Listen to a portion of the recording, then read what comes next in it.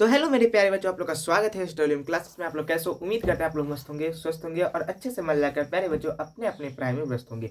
प्यारे बच्चों, इस क्लास को शेयर कर दीजिए अपने अपने दोस्तों के पास, भाइयों के पास, बहनों के पास। जहाँ क्लास को शेयर करना है क्लास को शेयर कर दीजिए और क्लास अच्छा लगे तो क्लास को लाइक भी कर लीजिएगा। ठीक है, आज हम लोग क्लास 10th में मैथ्स चैप्टर नंबर 5 जिसका नाम है समांतर श्रेणी। ठीक है, समांतर श्रेणी या श्रेणी उसका हम ऑब्जेक्टिव क्वेश्चन करने जा रहे हैं। ठीक है, और ये हमारा डे नंबर दूसरा है ऑब्जेक्टिव क्वेश्चन का समांतर श्रेणी का। ठीक है, चलिए स्टार्ट करते हैं।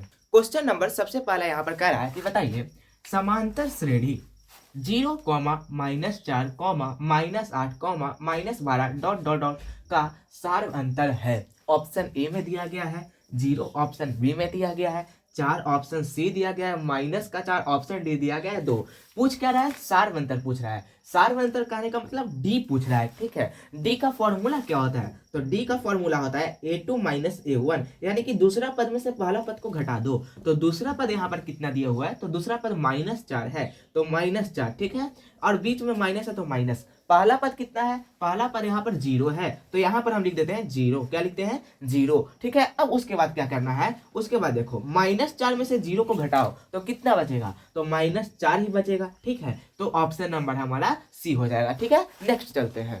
क्वेश्चन नंबर दूसरा यहाँ पर कह रहा है कि बताइए समांतर श्रेणी 14, 9, 4, -1, -6 का 12वां पद है। 12वां पद पूछ रहा है। ठीक है, ऑप्शन ए में दिया गया है 41, ऑप्शन बी में दिया गया है -41, ऑप्शन सी दिया गया है 40 और ऑप्शन डी दिया गया है 36। तो 12वां पद, ठीक है, आपको 12वां पद निकालने आता होगा। 12वां पद, 11वां पद, 9वां पद, ऐसा क्वेश्चन। ठीक है, ऐसा क्वेश्चन मैंने पिछली वीडियो में भी बताया था, ऐसा क्वेश्चन। ठीक है, और सेम टू सेम वैसा ही क्वेश्चन है। तो चलिए बनाते हैं। सबसे पहले यहाँ बाबू ए का मान कितना दिया हुआ है? ए कहने का मतलब प्रथम पद कितना दिया हुआ है? तो प्रथम पद यहाँ पर 14 है, तो यहाँ पर 14 लिख देते हैं। डी का मान कितना दिया हुआ है? डी कहने का मतलब यहाँ पर सारवंतर कितना है? तो 9 में से 14 को घटा दो, यानी कि a2 - a1, दूसरा पद में से पहला पद को घटा दो तो सारवंतर निकलेगा। तो 9 में से 14 को घटाएंगे तो हमारे पास बचेगा -5। कितना बचेगा? -5। अब उसके बाद यहाँ पर कह रहा है 12वां पद। 12वां पद यानी कि T12। तो T12 को क्या हम ऐसे लिख सकते हैं? a प्लस में 11D। हाँ, लिख सकते हैं। कैसे? तो देखो, मैंने कल भी बताया था, अगर कोई कहे यहाँ पर कहे 12वां पद ना रह के 13वां पद कहा, अगर 13वां पद कहा था तो यहाँ पर हम क्या कहते हैं? यहाँ पर a प्लस में 12D करते हैं, यानी कि एक घटा करके, एक पीछे घटा करके लिखते हैं। ठीक है, ये कैसे आया ये मैं आपको बताता हूँ। जैसे कि हमको ये बताओ बाबू, Tn का फॉर्मूला क्या होता है? Tn का फॉर्मूला होता है a प्लस में n माइनस में 1 इंटू डी, ये होता है। ठीक है, तो a का मान, a तो a रहने देते हैं। ठीक है, प्लस में n का मान कितना है? n यहाँ पर दिया हुआ है 12 माइनस में 1 इंटू में d। तो अब यहाँ पर देखो a तो a प्लस 12 में से 1 गया तो 11d, तो a प्लस 11d, यानी कि T12 को हम a प्लस 11d लिख सकते हैं ना। अब समझ में आया T12 को हम a प्लस 11d कैसे लिखते हैं? हाँ, तो इस फॉर्मूले का उपयोग करके हम यहाँ पर a प्लस में 11d T12 को लिख सकते हैं, एक पीछे करके। तो यहाँ पर देखो T12 यानी कि 12वां पद यहाँ पर कैसे लिख सकते हैं? a प्लस में 11d। हम इसको ऐसे लिख सकते हैं a प्लस में 11d। अब a का मान कितना है बाबू? a का मान यहाँ पर 14 है, तो 14 प्लस में 11, तो 11 कुछ नहीं तो बीच में गुना। d का मान कितना है? -5 है, तो -5 बराबर 14, तो 14 प्लस माइनस माइनस। अब यहाँ पर देखो 11 पचे 55, तो यहाँ पर 55 में से 14 को घटा दो तो कितना बचेगा? जब हम 55 में से 14 को घटाएंगे तो 5 में से 4 गया 1, 5 में से 1 गया 4, तो -41 बचेगा। क्या बचेगा? -41 बचेगा। तो ऑप्शन नंबर बी हो जाएगा। ठीक है, नेक्स्ट चलते हैं। अब यहाँ पर बाबू क्वेश्चन नंबर तीसरा कह रहा है कि बताइए किसी समांतर श्रेणी का प्रथम पद 13 तथा सार अंतर -4 है, तो इसके प्रथम 10 पदों का योगफल ज्ञात करें। यानी कि हमें SN निकालना है। ठीक है, SN कहने का मतलब पदों का योगफल निकालना है। तो यहाँ पर देखो बाबू, a का मान कितना दिया हुआ है? a का मान यहाँ पर दिया हुआ है 13, प्रथम पद यानी कि a का मान 13 दिया हुआ है। d का मान यानी कि सार्वंतर कितना दिया हुआ है? -4। ठीक है, अब 10 पदों का योगफल यानी कि बाबू n बराबर क्या दिया हुआ है? 10 दिया हुआ है। ठीक है, तो हमें पता है योगफल निकालने का फॉर्मूला क्या होता है? SN बराबर n/2 into 2a plus n-1 into D होता है। ठीक है, अब यहाँ पर n का मान कितना है 10 बटा में 2 तो 2। अब यहाँ पर 2 है तो 2 कुछ नहीं तो गुना, a का मान कितना है बाबू 13, तो 13 प्लस में n का मान कितना है, n का मान 10 है तो 10 माइनस 1 इंटू, अब यहाँ पर d का मान कितना है बाबू, d का मान -4 है तो -4 हम लिख दिए। ठीक है, अब यहाँ से कटा दो, 2 पंजे 10 तो यहाँ पर 5 हो गया, 13 दूना का 26 प्लस में 10 में से 1 गया तो 9 गुना में -4। ठीक है, अब उसके बाद क्या करना है, 5 है तो 5, ठीक है ना, अब 26 है तो 26, अब देखो प्लस माइनस माइनस यहाँ पर हो जाएगा, 9 चौके 36 यहाँ पर हो जाएगा। ओके, अब उसके बाद क्या करना है, 5 है तो 5 कुछ नहीं तो बीच में गुना, 26 में से 36 को घटा दो तो कितना बचेगा, ऐसा तो 26 में से 36 घटेगा नहीं, 36 में से 26 को घटा दो तो यहाँ पर माइनस का कितना बचेगा 10 बचेगा। अब जब गुना करेंगे 10 में 5 से गुना करेंगे -10 में 5 से तो माइनस का 50 हो जाएगा, तो ऑप्शन नंबर बी हमारा सही हो जाएगा। ठीक है, आई होप ये क्वेश्चन आपको समझ में आया होगा। एसन निकालना था, यहाँ पर n का मतलब कि n का मान दिया हुआ था 10, a का मान दिया हुआ था 13, d का मान दिया हुआ था -4, एसन निकालना था तो एसन का फॉर्मूला हम लगा दिए, निकल गया। ठीक है, आई होप आपको ये समझ में आया होगा। नेक्स्ट चले, ठीक है नेक्स्ट चलते हैं। तो यहाँ पर बाबू क्वेश्चन नंबर चौथा करा है कि बताइए समांतर श्रेणी 2,7,12 का 10वां पद है। ठीक है, वही सेम टू सेम वैसा ही क्वेश्चन आ गया, 10वां पद इसमें पूछ रहा है। ऑप्शन ए में दिया गया 50, ऑप्शन बी में दिया गया 40, ऑप्शन सी दिया गया है 47, ऑप्शन डी दिया गया है 53। तो 10वां पद, सबसे पहले यहाँ ए का मान कितना दिया हुआ है बाबू, तो ए का मान यहाँ पर है हमारे पास 2, डी का मान कितना है यानी कि 7 a2 - a1, दूसरा पद में से पहला पद घटा दो तो 7 में से 2 गया तो 5, डी का मान 5 आ गया। 10वां पद निकालने का रहा है, तो 10वां पद कहने का मतलब हम क्या लिख सकते हैं, तो 10वां पद कहने का मतलब हम लिख सकते हैं a प्लस में 9d, हाँ एक पीछे करके लिखना है, क्या लिखना है एक पीछे करके। अब इसके बाद a का मान कितना है 2 प्लस में 9 तो 9 कुछ नहीं तो गुना, d का मान 5 है। अब यहाँ पर देखो 2 है तो 2 प्लस 9 5 45 और 45 और तो कितना होता है 47, तो इसका 10वां पद कितना हो जाएगा 47, तो ऑप्शन नंबर सी होगा। ठीक है, नेक्स्ट चलते हैं।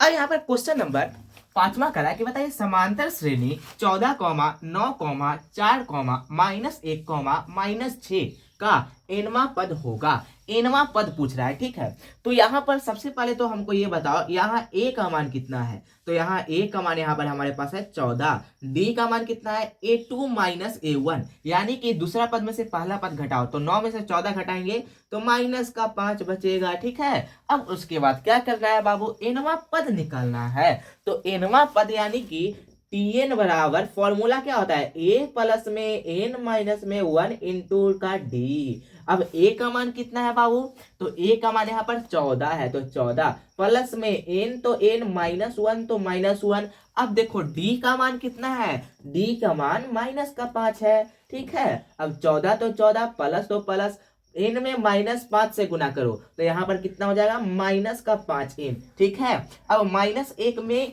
-5 से गुना करो तो माइनस माइनस प्लस, अब यहाँ पर हो जाएगा 5। ठीक है, प्लस का 5। अब यहाँ पर देखो 14 तो 14, अब प्लस माइनस क्या होता है बाबू, प्लस माइनस माइनस होता है तो -5n और प्लस का यहाँ पर कितना होगा 5। अब क्या करना है, देखो 14 यहाँ पर है और यहाँ पर 5 है, 14 और 5 कितना होता है बाबू, तो 14 और 5 यहाँ पर होता है सर 19, 19 माइनस का 5n। तो क्या कहीं पर भी आपको 19 - 5n दिखाई दे रहा है ऑप्शन में, हाँ ऑप्शन नंबर बी हो जाएगा। ठीक है, नेक्स्ट चलते हैं।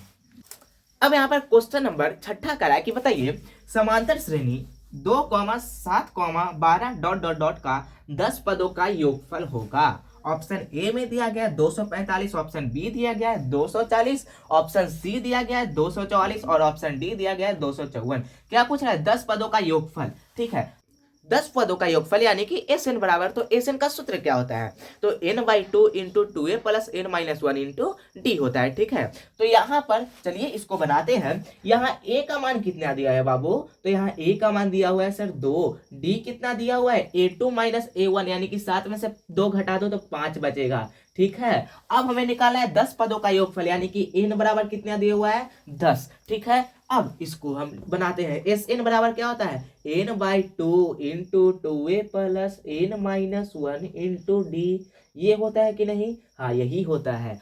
अब इसको बनाओ, n का मान कितना हुआ बाबू 10 बट्टा में 2 तो 2 इंटू 2 है तो 2 कुछ नहीं तो बीच में गुना, a का मान कितना है बाबू 2 है, प्लस में यहाँ पर n का मान कितना दिया हुआ है 10 है, तो 10 माइनस में 1 गुना में d का मान कितना हुआ है बाबू, d का मान यहाँ पर है 5। ठीक है, अब यहाँ पर देखो 2 पचे 10, इसको हम काट दिए। ठीक है, 2 दूना का 4 प्लस में 10 में से 1 गया तो बचेगा 9 गुना में यहाँ पर 5। ठीक है ना, अब इसको और अच्छे से बना दो, पूरा इसको अच्छा से हल करो तो आंसर आ जाएगा।